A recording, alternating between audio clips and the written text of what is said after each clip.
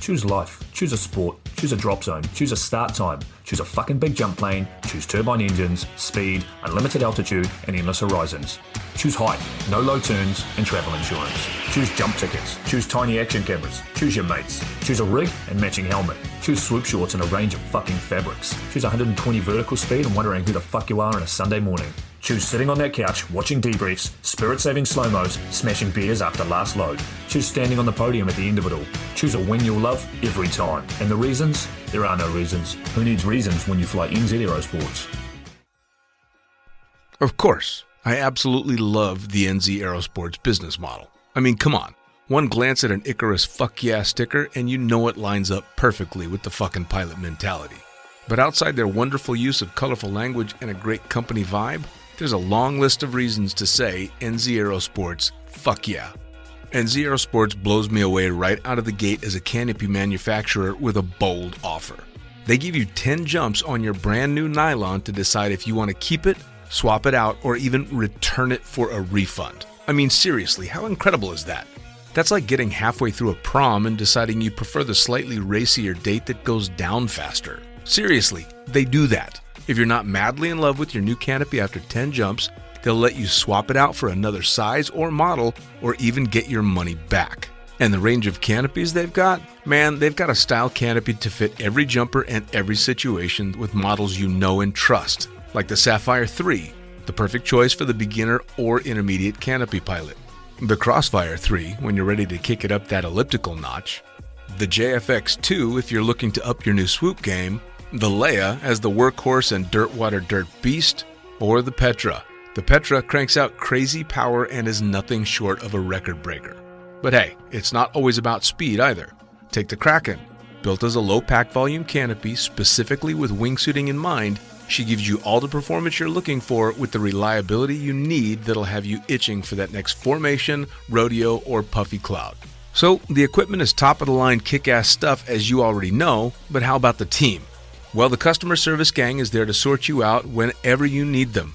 Maddie and Beto are always there to help with Jen holding the reins.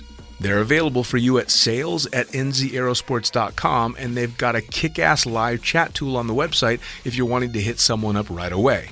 These are the crew you're going to want to talk to get those custom orders in. With the stock nylon, once you know what you want, they'll have that shit on a FedEx truck as soon as the credit card machine says approved and get you in the air in no time. For your custom orders, you'll be able to get a time frame for building and shipping when you design it, so get to it. And demos. They've got demos in the US available from their partner Rock Sky Market. The whole US demo fleet is there with Sapphire 3, Crossfire 3, Kraken, JFX 2, and Leia canopies in a range of sizes. They also offer student and tandem demos in the US. Bottom line, every step of the way, NZ Aerosports is there to get you what you need, and I personally couldn't be happier to be teamed up with them here on Lunatic Fringe. Hell, they've even got a special offer for all you Lunatic listeners out there. Just head to pages.nzaerosports.com/into the void. That's pages.nzaerosports.com/into the void and follow the instructions to register a website account with them. You'll score a discount voucher with $20 towards any purchase over $200. I mean, come on. You know you're going to shop with NZ Aerosports, so grab a little extra cash towards that buy and enjoy. The offer is good until the 31st of December, and the voucher's good for 3 months, so go register now. And now, time to get started with Lunatic Fringe Into the Void, brought to you proudly by NZ Aerosports. Fuck yeah. Coming straight from the cockpit, it's another episode of Lunatic Fringe with the fucking pilot.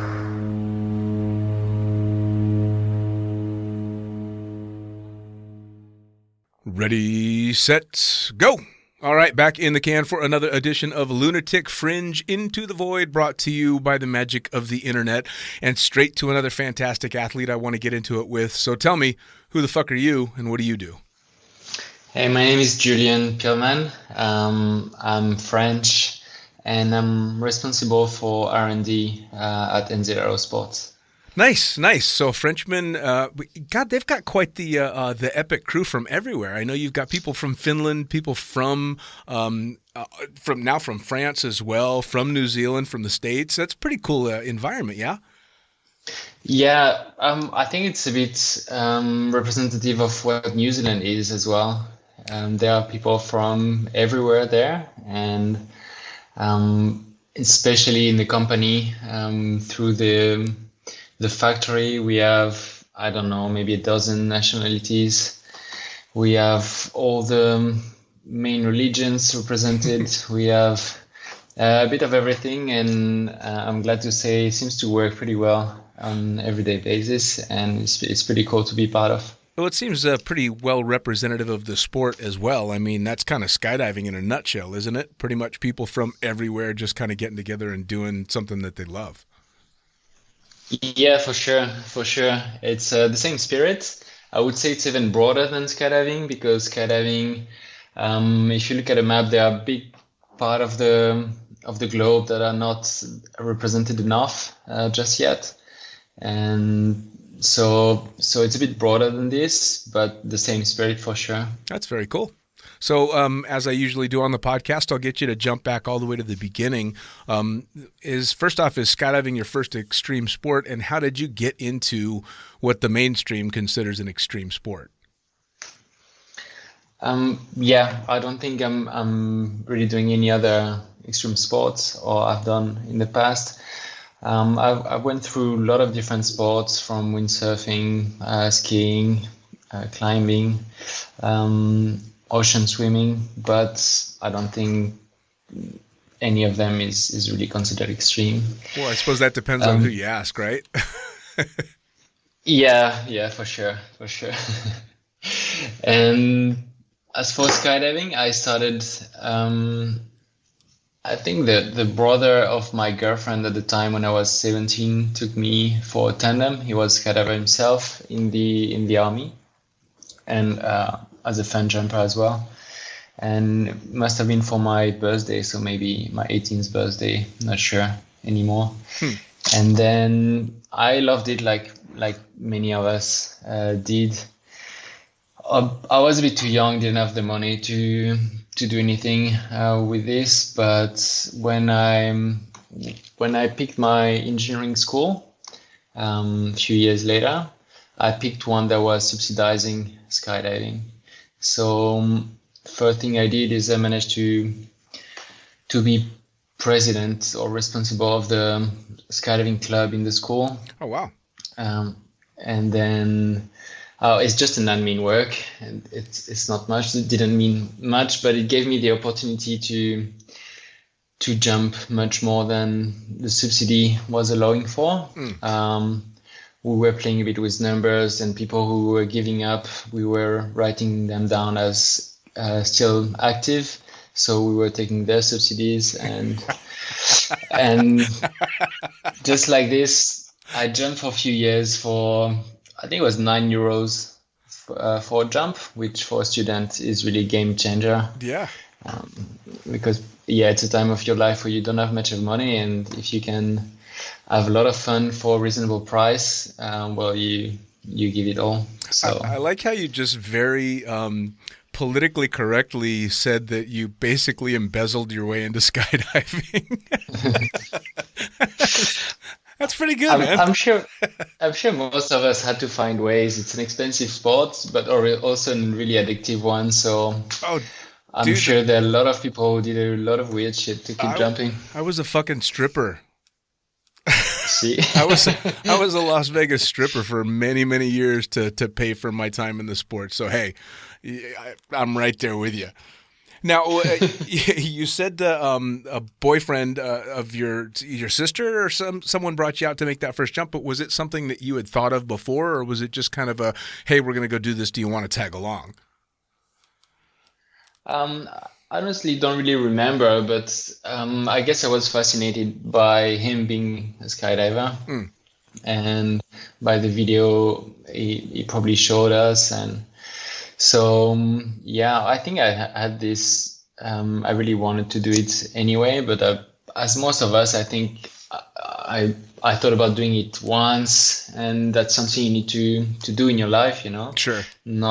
I didn't expect it to be such a big part of my identity now.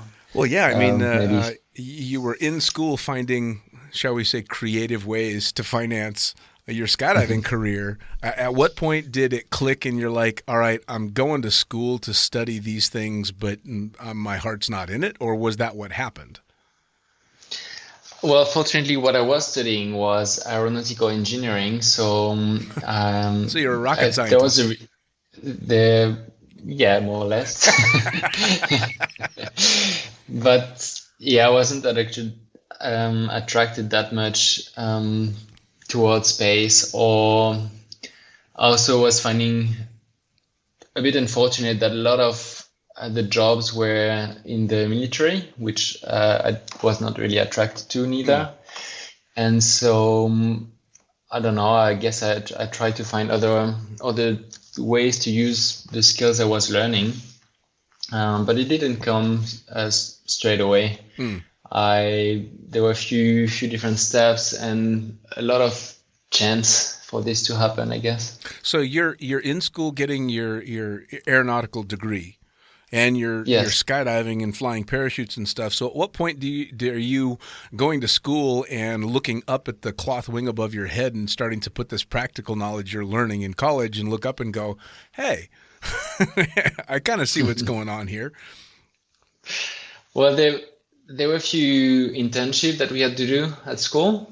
And if I remember well, there was one like the second year, and it was just for summer, and I tried to apply with few different manufacturers. I remember sending my resume to PD, for example, but never got any answers. So I left that on the side for a while, and it's more at the end of my studies.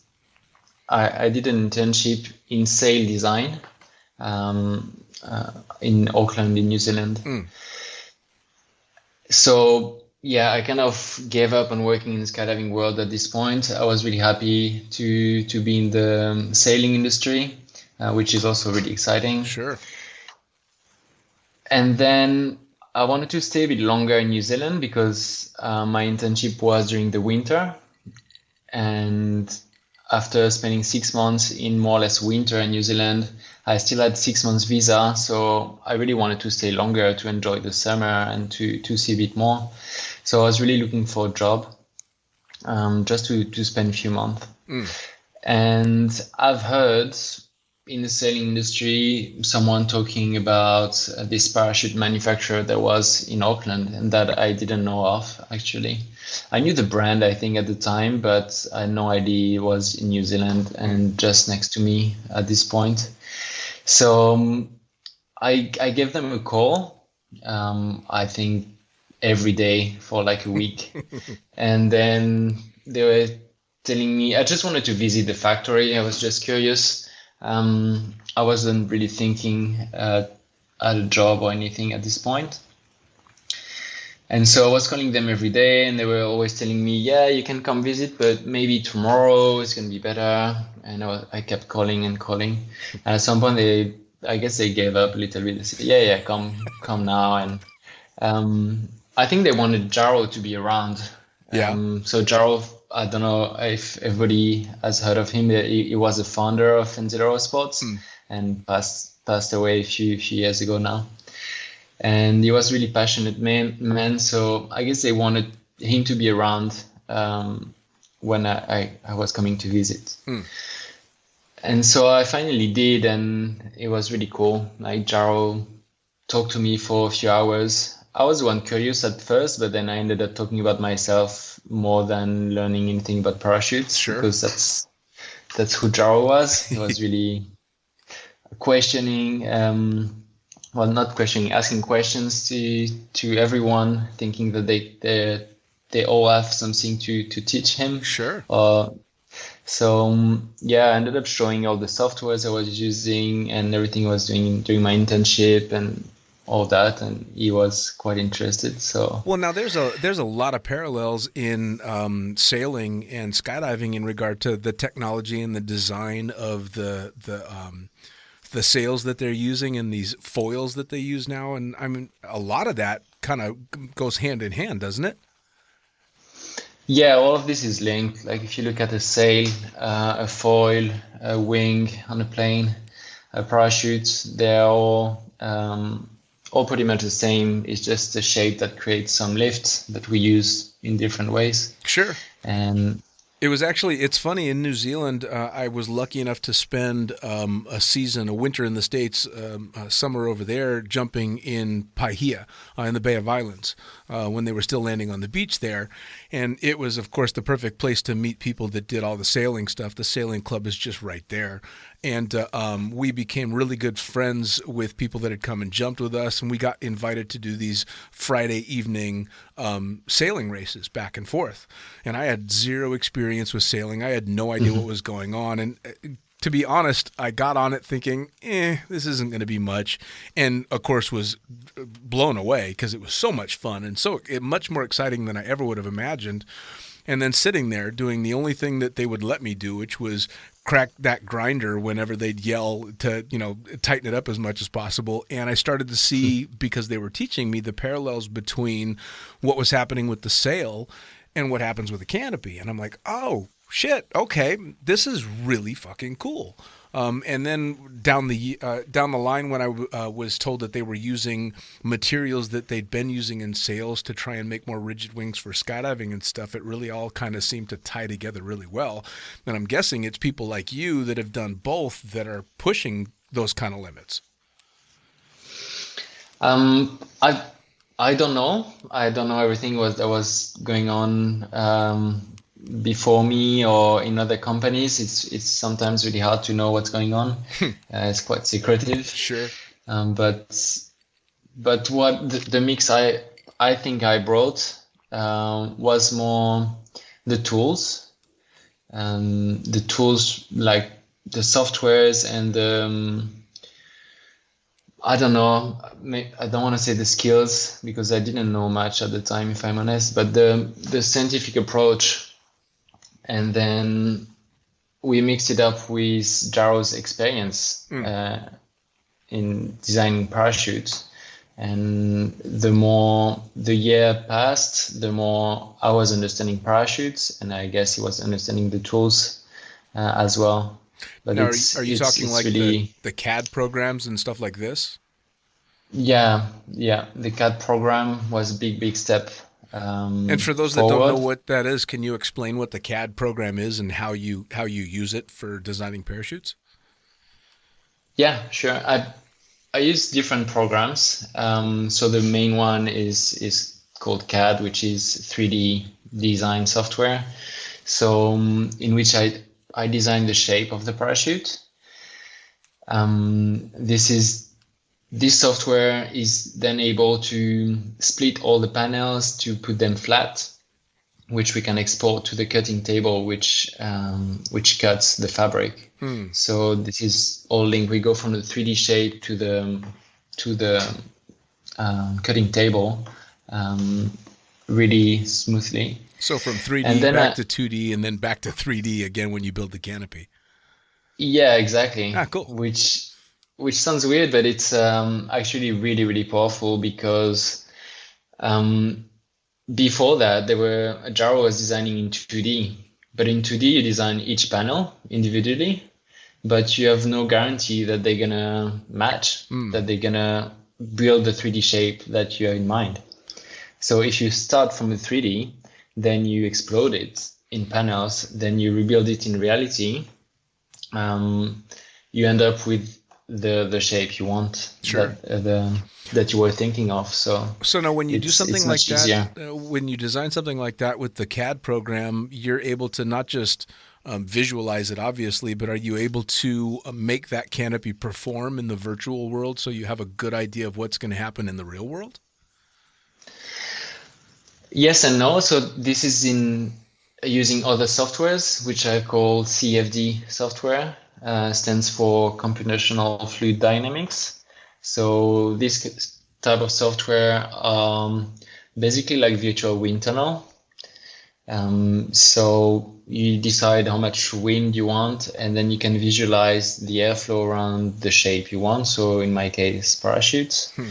And you can visualize pressure, so you can see where the lift is created, what the pressure inside, etc., etc. Wow. So you can.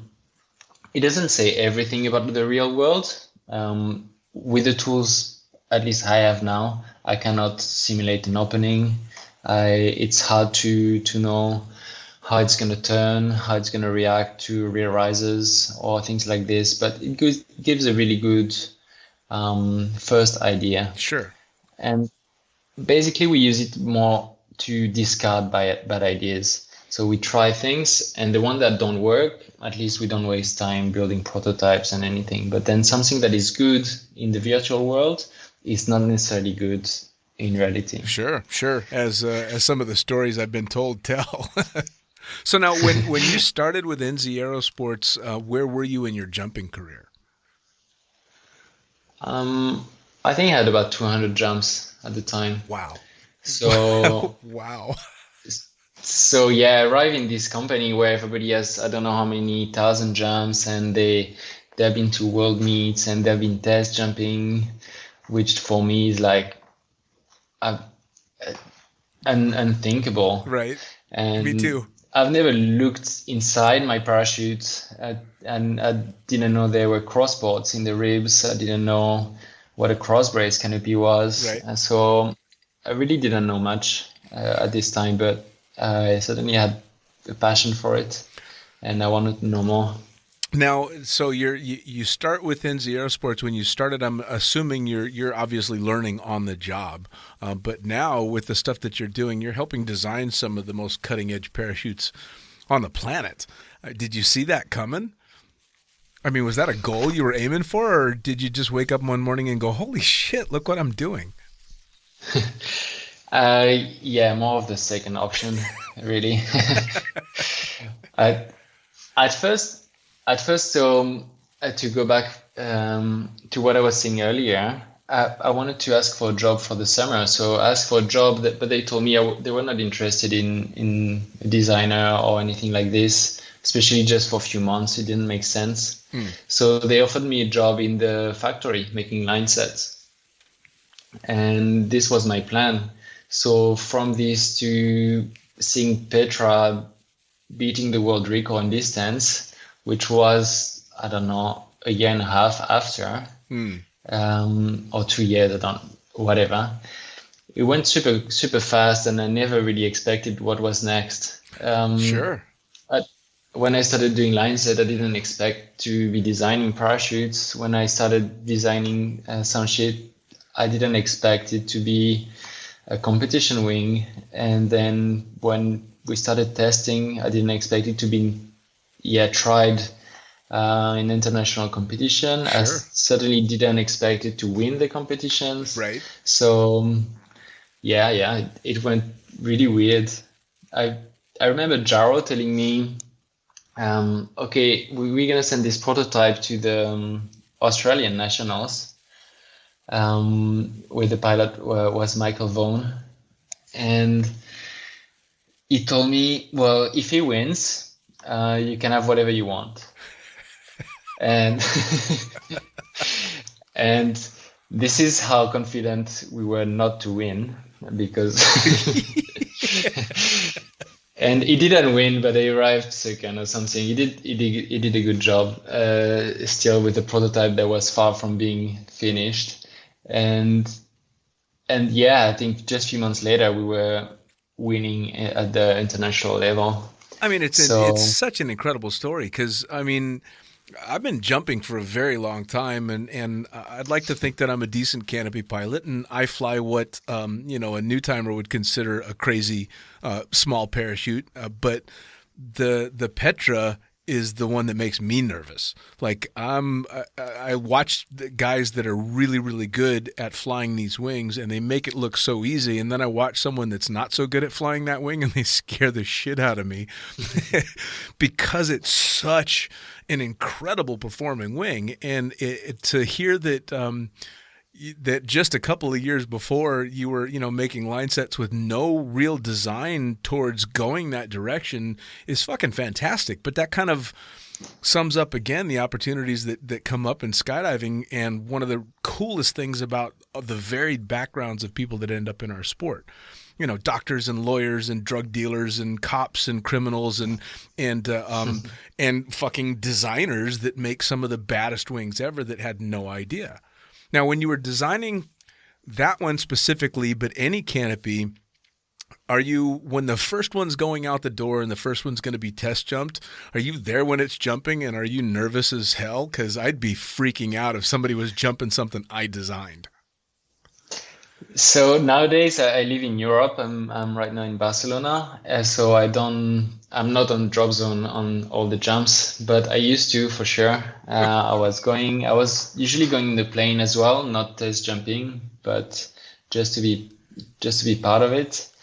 And we used to go every Wednesday. I think Wednesday was dedicated to test jumping, and at the time there was no dedicated test jumpers. So it was Attila, who is the general manager. It was friends. It was people on the drop zones, and we're just going to jump all day long on Wednesday. And yeah, of course, I was nervous, but I think I didn't know enough to be really nervous. I thought that these guys, they know what they're doing. It's in their hands. I just provide an idea and they deal with it. Sure. Right now I know enough to know that nobody knows. Which is, I was lucky enough to be able to talk to both Attila and Chris Stewart, who are test jumping the wings that you're designing, and which there's no way in hell I could ever do that job. I don't have the stones for that kind of work. But was there like a company thing that like somebody's buying beer if this shit happens or if that shit happens? I mean, especially because I know so many of the people that work for your company, and they're all skydivers and they're all very cool, very down-to-earth people, no pun intended. You guys must have a shitload of fun with it, as well as taking things extremely seriously. So I'd imagine after a good day of test jumping, you guys must you got to let your hair down a little bit, I'm sure. Yeah, totally. I think these days were called, Joe was calling it debrief and cocktails. So after, when we were coming back from the drop zone, we had a van, and it was like with the chili bean full of beer, drinking on the way back to the factory. And then usually we're spending the whole evening or night at the factory watching videos. Sure. And drinking far too much. And yeah, it was really, really cool moment. Really cool moment. So now when the Petra was really being developed and you guys had a good idea of what you had on your hands, obviously a lot of it is coming down to the little itty bitty things. But when the Petra was first coming out, were there a bunch of different designs that ended up becoming the Petra, or were you guys kind of nailing it right out of the gate? A bit of both. Right now, I'm trying to design the Petra 2, and I realize how lucky we've been on the Petra 1 because it's a bit hard to do better. Right. Well, for me, I'm sure there are many ways to do better, but I didn't find them yet. But yeah, it's so in a way we've been lucky, and we came up really quickly with something really good. But it was a really special. We were calling the Summer of Love. So it was what I was talking earlier, like this meeting between the tools I knew how to run and Jaro's ideas. We went crazy. We were producing prototypes every week, going jumping every Wednesday, and we did more prototypes this year than in the 20 years before. Wow. In the company, because Jaro had all these ideas in his head that he never had the opportunity to design because he didn't have the tools. And so he was like, yeah, can you try this? Can you try that? And between his ideas and my ideas, we couldn't stop. So we started this series of prototypes, and they were in alphabetical order. So they all had a girl's name, porn star name. I'm sure Attila or Stewie told you, but so we started with Amy, was Barbara, etc., etc. And so Petra is P. So this is how many prototypes we've done to reach Petra. Really? That's actually the first time I've ever heard how that got that. That's awesome. So it was, you got that many porn stars all the way up to P. Yeah. It was part of my job to research the names and the icons representing them. Tough job. Yeah. Tough job. Well, so now you're not just designing wings like the Petra, although I still want to talk more about that, but you're designing wings for people just starting out in the sport. You're designing wings for the mid-level guys. You're designing wings for people like me who still want to have fun under canopy, but really don't want to be saddled up onto the Petra because I'm not current enough to be flying something that crazy. You guys are also doing the Kraken as well, and I'm guessing you had something to do with that too. Yeah, actually, I think the Kraken is the latest design we released that I worked on, and it's actually designing competition wing is complex, but at least you know what you're looking for exactly.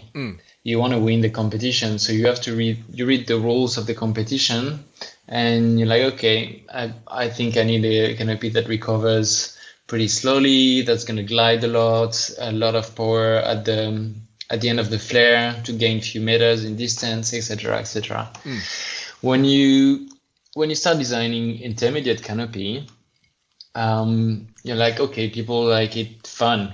Okay, it's much harder to put in numbers and to put in design. Sure. But in the Kraken, it was again something different, because usually we design the canopy for the way it flies, and then we sort out the openings. We make it open nicely afterward. But for the Kraken, the openings were the key points, because for wingsuiting, what you want is something that opens reliably, that you trust, that untwist if there is a twist, etc., etc. So it was a whole new world for me to discover and explore, and it was really interesting journey. Sure. We tried a lot of things. We didn't look that much at what the others were doing at the time, because we didn't want to be influenced. You know how this can frame your thoughts. Sure. If you look too much.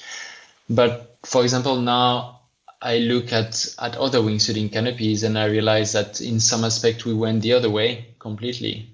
Like some other manufacturers decided to put the lines, especially long, to try to get out of the bubble of the wingsuit. But we went the other way. We're like, okay, the bubble is 50 meters anyway. There's no way we get out of this.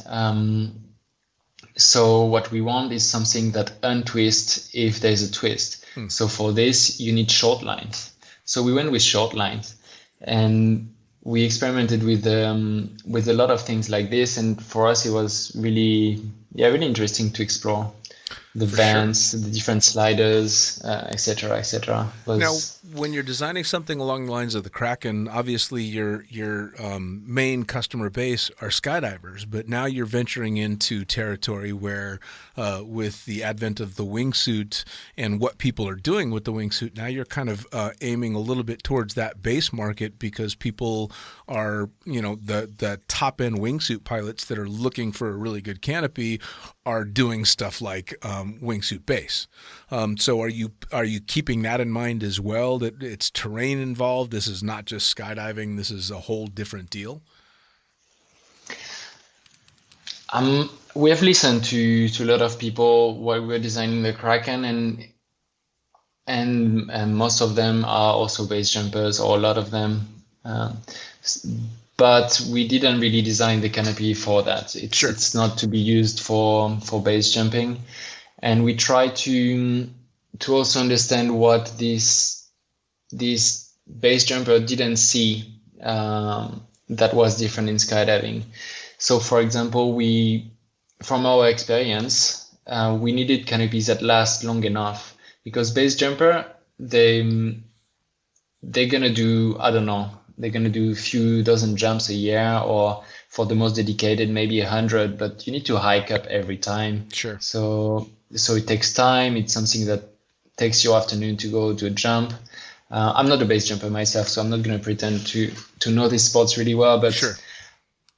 When you have a plane, you're on the drop zone, you can do 8-10 jumps a day. You can go every weekend. You can go every season. So you tend to do much more jumps. And so we wanted a canopy that lasts long enough, like other canopies, at least 2,000 jumps. When the base jump canopies, they are made out of fabric that is not coated, for example, and that doesn't last as long. So we tried to add our touch to something that is originally really close to the base jumping world, but yeah, try to adapt it to real skydiving world. Well, and am I mistaken, or the Kraken's also considered a low pack volume parachute as well? Yeah, no, you're not mistaken. Now, what was the mentality behind that? The idea is that for wingsuiting, you want a bigger canopy than normally, because it can open a bit more weirdly, and you don't have your arms free straight away to deal with any shit that can happen. So usually wingsuiter, they want a bigger canopy, but not everyone can afford to have two set of gear. So we wanted something that can fit in your free-flying container, but with few extra sizes. So the way we achieved that is, this is why it took us so long to release the Kraken, is because we wanted a canopy that lasts longer, not a base jump canopy, but also we wanted it to pack smaller. So we have explored many fabrics, and we have tested it in laboratories. We have developed, at least with 3 fabric manufacturers, we have developed a fabric that is light but coated with silicone. So it's a light ZP. It's not a F111. And then the fabric manufacturer, some of them decided it wasn't worth it. They didn't want to do it anymore. So they let us down. We had to redevelop the fabric with another one, etc. So it took us years to get this compromise that we were looking for. And I think we succeeded. So it was worth the wait. For sure. Well, for sure. Well, and I know that it's been, at least as I watched stuff like wingsuiting develop, it became what canopy can I get away with doing this? And then obviously it became more and more specific, and you'd see people either with multiple rigs or borrowing rigs, which I've never been a fan of borrowed rigs. So it's nice to see that someone can interchange things back and forth and use, a much bigger canopy than what they might be ordinarily jumping. Now, how much smaller does it pack? Like, what's the normal pack volume for a Kraken as compared to a cross brace? Compared to a normal canopy, like a non-cross brace, I think it's about 15-20% smaller. And a cross brace canopy is probably about 20% bigger than a Crossfire, for example. So the difference between, if you jump a Leia, for example, and a Kraken, you can fit really different sizes of these two canopies in the same container. For sure. Well, that's cool. I mean, I've got a bunch of friends that are doing both. As a matter of fact, I just had on Olga Namova, who's a swoop competitor, but her normal day-to-day workhorse is a Leia. She jumps a Petra for competition, but she's starting to wingsuit, so she needs a Kraken. So it's crazy. She's got like your whole suite of canopies that she jumps on a relatively regular basis, but they all go into the same container, and it's great because she's just got a separate bag and separate risers for each one. And of course, as long as she doesn't twist them up and do something silly, it's pretty easy to go back and forth between each of them, which is cool. So now, what that was totally the goal. So, which is awesome. So now you start working for NZ Aerosports. You start designing these crazy wings. What are you doing as far as a jumper? Are you fun jumping and jumping a lot of these wings that you're designing? I'm jumping as much as I can, but I've always tried to resist the temptation to work on the drop zone because it's already my work during the week. Sure. So when I go to the drop zone, I want it to be about me having fun and not really not trying to earn money on the weekends as well. So I'm happy I did resist this temptation, and it makes the jumping a bit slower, of course. So I make maybe 100, 150 jumps a year, fun jumping. But I've done it for, I don't know, 12, 13 years now. So I have 1,300 jumps, and I'm free flying a lot. I'm not really a good canopy pilot. I'm jumping my dude. I again, I fall back to how amazing this fucking sport is. I mean, a wing that has put more people on the podium doing the most insane shit was designed with you. Stuff like the low pack volume to do the wingsuiting, the median canopies, all this stuff is designed by a 1,300 jump kind of mediocre canopy pilot. That's fucking awesome, dude. That's awesome. Well, I like free flying a lot. So when I'm on the canopy, I'm happy to just go to the ground. Sure. I have a Crossfire 109, Crossfire 3. I love it. I'm really happy on the canopy. Sure. I'm happy when it opens and when I land. But yeah, I let the swooping to others. Yo, dude, I'm right there with you. I mean, again, I've been in the sport for 25 years. I got, I don't know, a little over 11,000 jumps, and I'm just an average skydiver, man. No one is ever going to be blown away with my swooping abilities. Nobody's ever going to go, oh, shit, here comes Dean. Let's watch what's happened. No, none of that's going on, and I'm fine with that. There's and I'm sure you feel the same way. There's a real legitimate joy in being able to just go out and enjoy jumping with no prerequisite. There's no, I don't have any preconceived notions that I'm going to be some badass, and I kind of like that. It's very freeing. No, I'm never going to go for a podium. It doesn't matter, man. You know, I get to just kind of take a deep breath.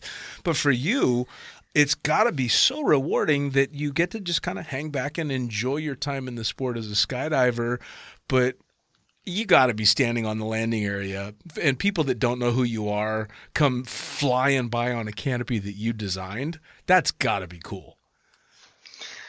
Yeah, I really like to go in the drop zone for sure. It's really cool to see the canopies, especially around me in France. There are a lot of our canopies.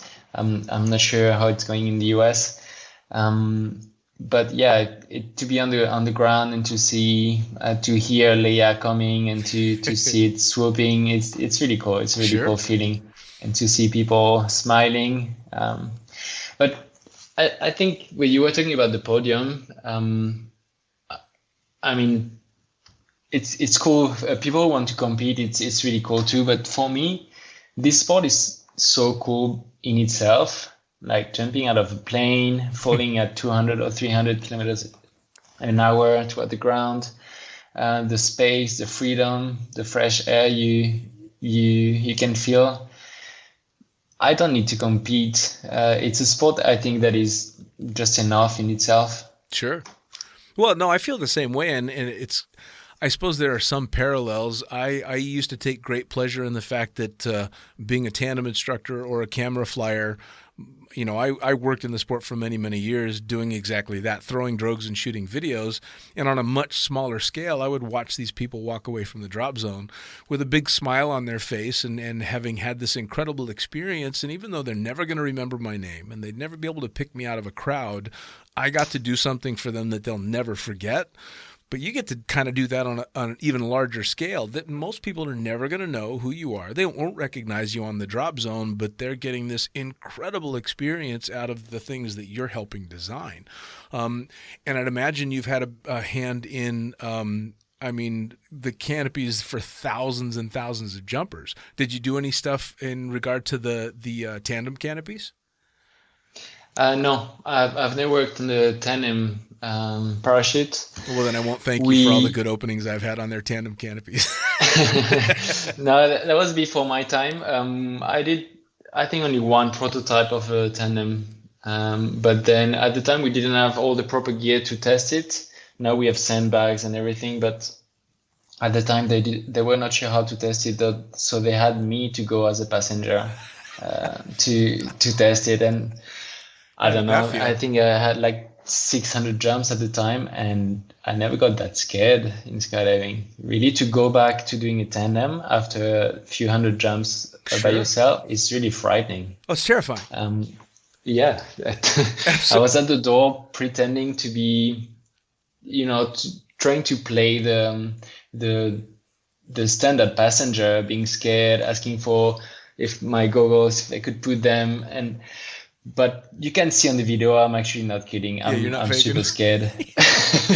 I had the same experience, but I was actually a tandem instructor, and I had left Las Vegas to go to work at a place called Skydive Cross Keys that had different equipment, and I had to do a recertification on this new gear, which included an upfront ride. And by then I had taken probably a couple of thousand tandems, and I had to ride on the front of a guy who had never taken a human being on a skydive before. And it was fucking horrible. It was horrible. In the middle of the entire experience, all I could think was, I paid somebody money to do this with me a couple of years ago. What was I thinking? So yeah, I'm right there with you. But I also was on a parachute and gear that was tried and tested long before I got to get on it.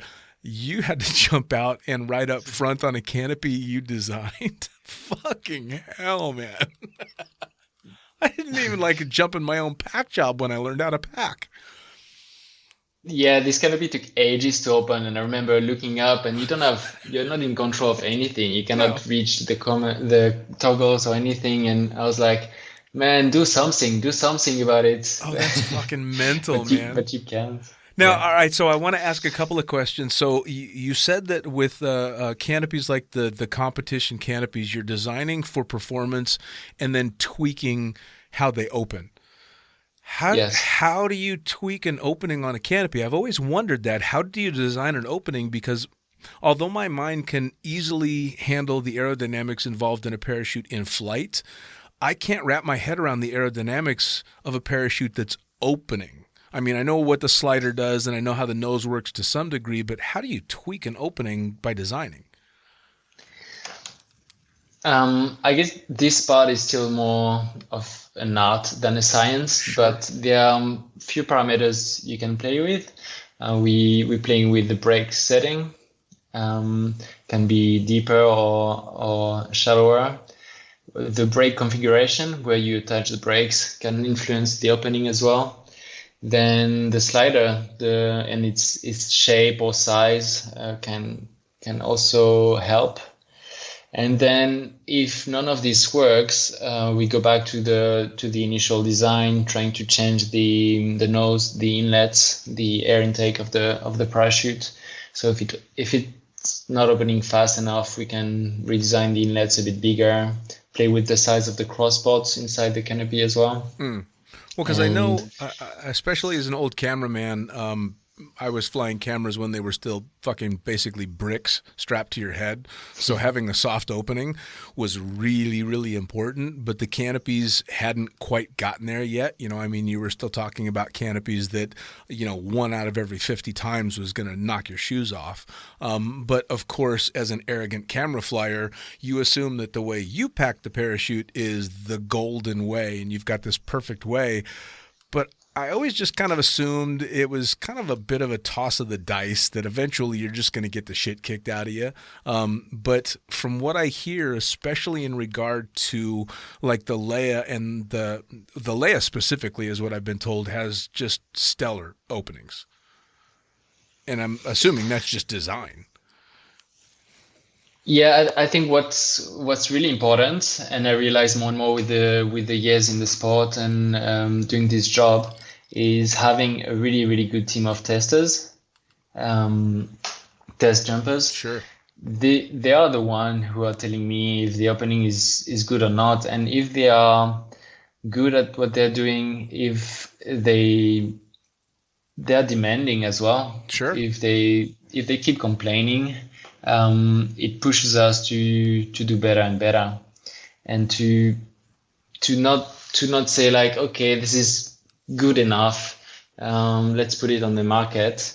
But no, if they come back to drop zone always saying, no, I think we can do better, and keep pushing, then we end up with a great product. There's no other way. Sure. I mean, because especially when you're putting something out for mass production that's going to be used in the way that we use these things, a canopy can't rely on a packing trick to open well. It's got to be able to open pretty consistently, whether it's being, meticulously packed or packed in a big rush.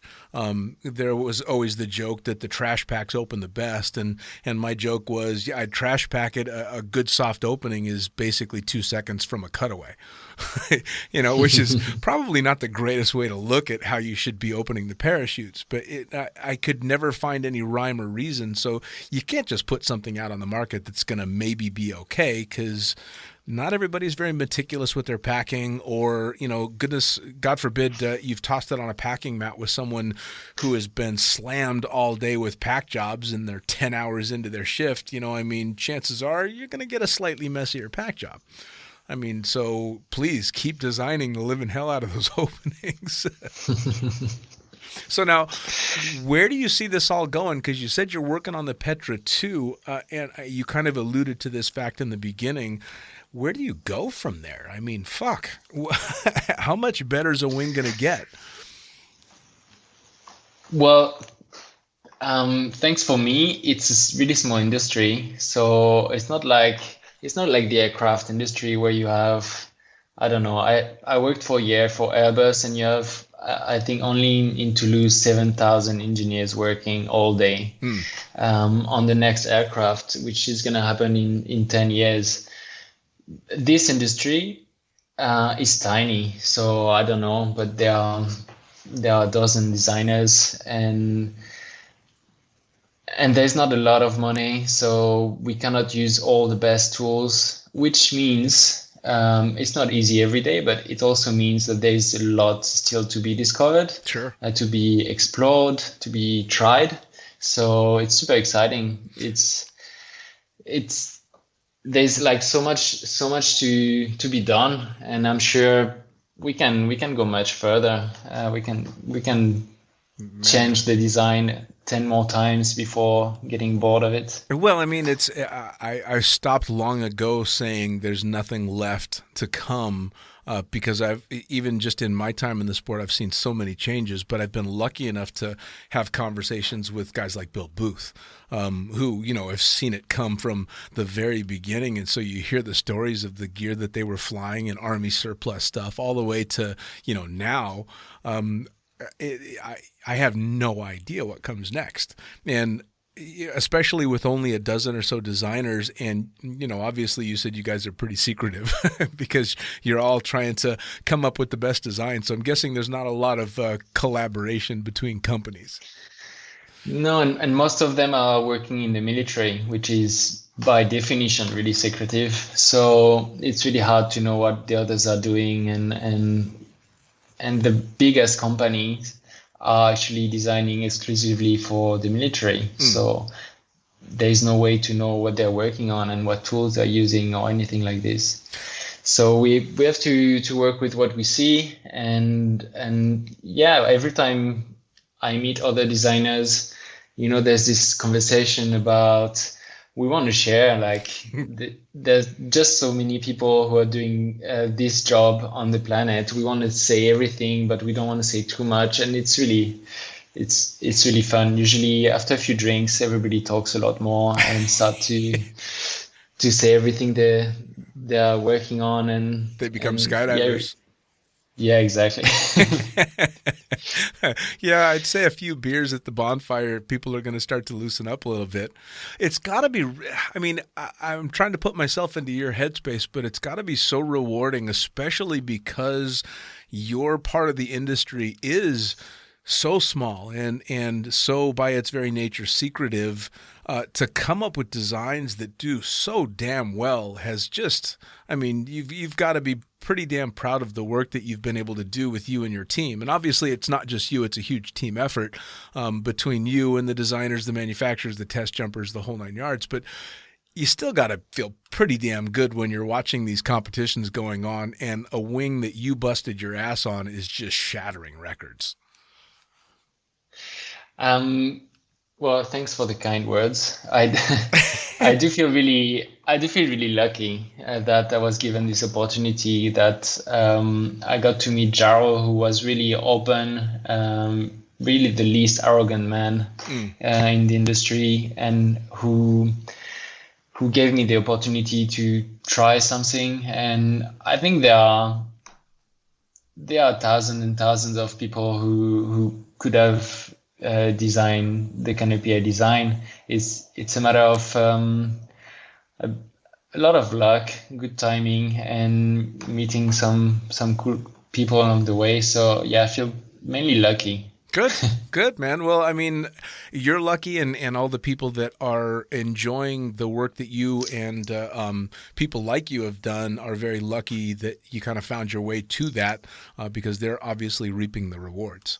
Now, speaking of, how do people track down the stuff that you're doing? How are they going to find out where new stuff is coming out? What's the website? What's the social media stuff? Where do they go to find out what's coming next? Well, at the moment, I'm only working for NZ Aerosports, so everything is happening on nzaerosports.com. This is a great website. We've been working on it for years now. And we have a blog. I think our Facebook page is really active. We have dedicated Facebook groups, Kraken Kingdoms for the Kraken pilots, Petra people, Leia lovers, where you can share the love and information about the canopies. We have Instagram, we have everything. I'm not communicating myself too much directly.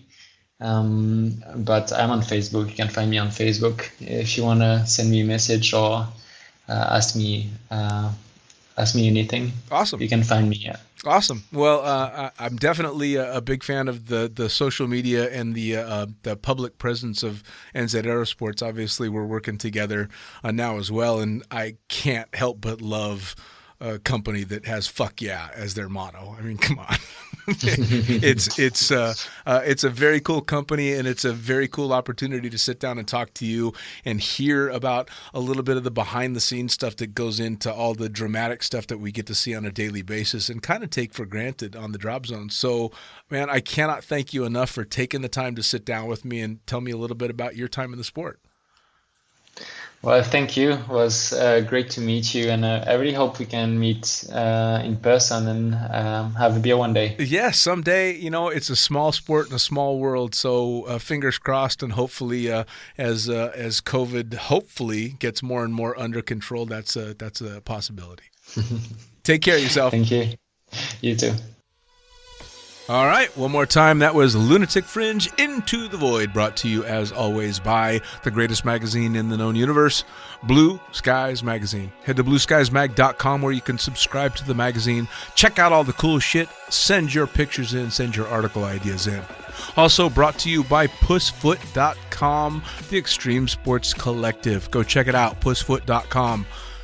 Summit Parachute Systems, summitparachutesystems.com, run by Jarrett Martin, who is building the baddest, sexiest fucking comfortable, teeny little perfect pilot bailout rigs and badass rigging courses as well. Head to summitparachutesystems.com to check it out. As for me, I am the fucking pilot. You can head to thefuckingpilot.net to get this and all the other podcasts, almost to 100 now. As well as check out both the books that I've written, the Fucking Pilot book with Blue Skies Magazine and The Accidental Stripper, both available in digital and print. We'll see you next time.